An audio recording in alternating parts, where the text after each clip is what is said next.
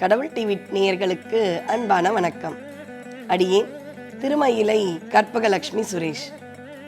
ஒவ்வொரு நாளும் நம்ம எல்லாருமே திருப்புகழ் தலங்கள் தரிசனம் செஞ்சுட்டே வரோம்.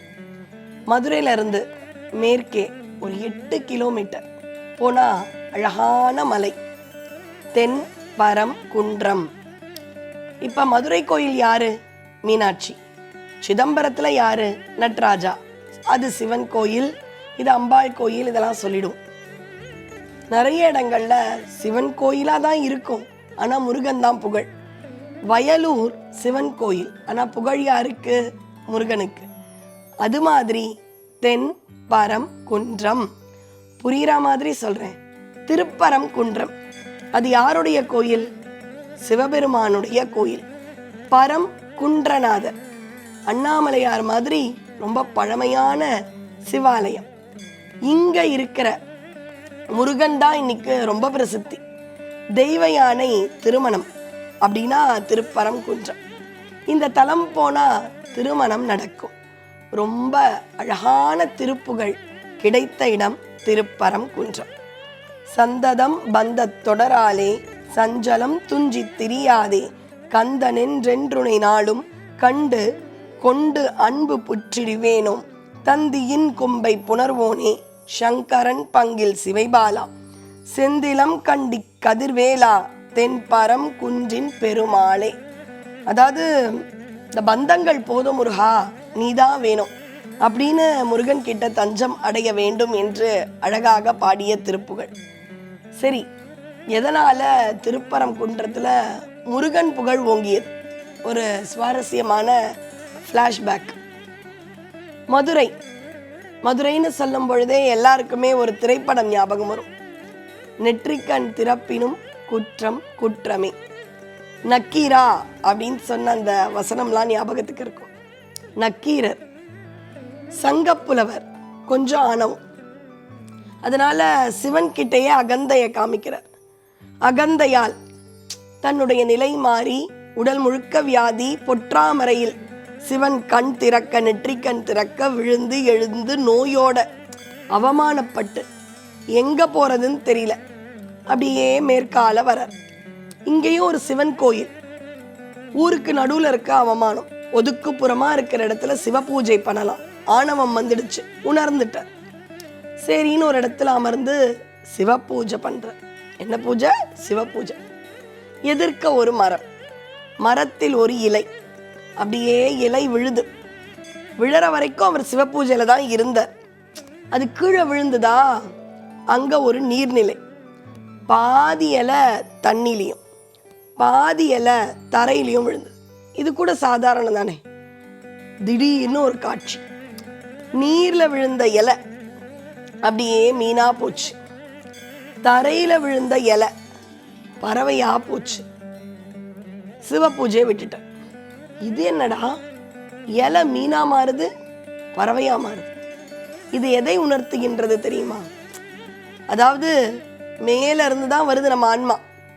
வந்த ஆன்மா இங்க இருக்கிற வேலையெல்லாம் முடிச்சுட்டு மறுபடியும் அதே மேல முக்தி இன்பம், அதை நோக்கி போகணும். அதை தான் இது உணர்த்துகின்றது. எப்படி? பாதி இலை பறவையா மாறி, மேலிருந்து வந்த இலை பறவையா மாறி மேலே போச்சு, அது முக்தி. மிச்சம் பாதி நீர்ல விழுந்ததே, இந்த சம்சாரம்ன்ற கடல்ல விழுந்து மீனா மாறி, மீன் தண்ணியை விட்டு வெளியில வருமா? வராது. மீன் மாறி இதுக்குள்ளேயே உழண்டுன்னு இருக்கணும். அப்படியும் இருக்கலாம். அது நமக்கான ஒரு ஆப்ஷன். நம்ம எப்படி மீனா மாறி உள்ளேயே இருக்க போறோமா, பறவையா மாறி முக்தி, அந்த இன்பத்தை காண வேண்டுமா அப்படின்றதான் இது உணர்த்துகின்றது. இதை நக்கீரர் பார்த்தார். அவருக்கு இவ்வளோலாம் தோணலை. என்ன இது, இலை மீனா மாறுது, பறவையா மாறுது, அவ்வளோதான். அந்த நொடி பொழுதில் கற்கி முகி அப்படின்னு குதிரை வடிவத்தில் இருக்கக்கூடிய ஒரு பூதம், வா வா வா உன்னை பிடிக்கிறேன். நீ என்ன பிடிக்கிற? சிவ பூஜைன்னு இருந்தா எந்த பிரளயம் வந்தாலும் நீ பார்க்கக்கூடாது. சிவ பூஜையிலேருந்து யாரெல்லாம் கவனம் சிதறி இப்படி பார்க்குறாங்களோ அவங்களெல்லாம் நான் பிடிப்பேன்.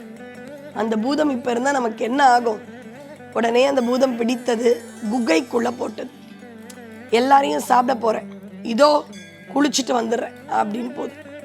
உள்ள போனா இவரை மாதிரி 999 பேர், அத்தனை பேரும் இவரை திட்டுறாங்க. நாங்கெல்லாம் இங்க வந்து மாட்டிட்டோம். எதனால? உங்களை மாதிரி தான் சிவபூஜையில கவனம் சிதறிச்சு. சரி, ஆனா நீங்க தான் எனக்கு பிரச்சனை. எப்படிப்பா? நீங்களும் என்ன மாதிரி தப்பு பண்ணவர் தானே. 999 பேரா நாங்க சந்தோஷமா இருந்தோம். பூதம் வேளா வேளைக்கு எங்களை நல்லா பார்த்துக்கும். 1000 பேர் வந்தா சாப்பிட்டுடும். நீங்க தான் 1000வது ஆள். நீங்க வரலன்னா நாங்க இங்க நிம்மதியா இருந்திருப்போம். ஆனா நீங்க வந்ததால எங்க எல்லார் உயிரும் போக போகுது. அந்த 1000வது நபர் நீங்க தான் அப்படின்னு எல்லாரும் இவரை பழி போடுறோம். அப்பதான் மதுரையில பழிப்பட்டு இங்க வந்தார். நேரம் நல்லா இல்லைன்னா பாருங்க, இங்கேயும் பழி. வருத்தம் ஆயிடுச்சு. முன்னாடி பழியாத அவருக்கு மட்டும்தான் உபாதை. இப்ப இருக்கிற பழி 999 பேர் உயிர், அவங்க குடும்பம் என்ன ஆகும்? ரொம்ப வருத்தம் ஆயிடுச்சு. அப்பதான் திருப்பியும் சிவன் கிட்ட போய் உதவி கேட்க கொஞ்சம் வைக்கும். ஏன்னா அப்பதான் சொன்னாரு, நெற்றிக்கண் திறப்பினும் குற்றம் குற்றமேன்னு சிவபெருமான் கிட்ட அகந்தையால பேசினார். அன்பா பேசியிருந்தா சுவாமி அப்படி பண்ண மாட்டார். அப்ப என்ன பண்ணலாம்? சரி, முருகன் கிட்ட கேட்டு பார்க்கலாம் அப்படின்னு முருகன் கிட்ட உள்ளம் உருகி, எவ்வளோ நாள் உன்னை தமிழால போற்றி இருப்பேன் முருகா, இவங்கெல்லாம் கஷ்டப்படுறாங்க, ஏற்கனவே பழிக்கு சொந்தக்காரன் அப்படின்னு சொன்ன உடனே முருகனுடைய வேல் வந்தது, பூதத்தை அழித்தது, குகையை பிளந்தது. எல்லாரும் இவரை வாழ்த்தினாங்க.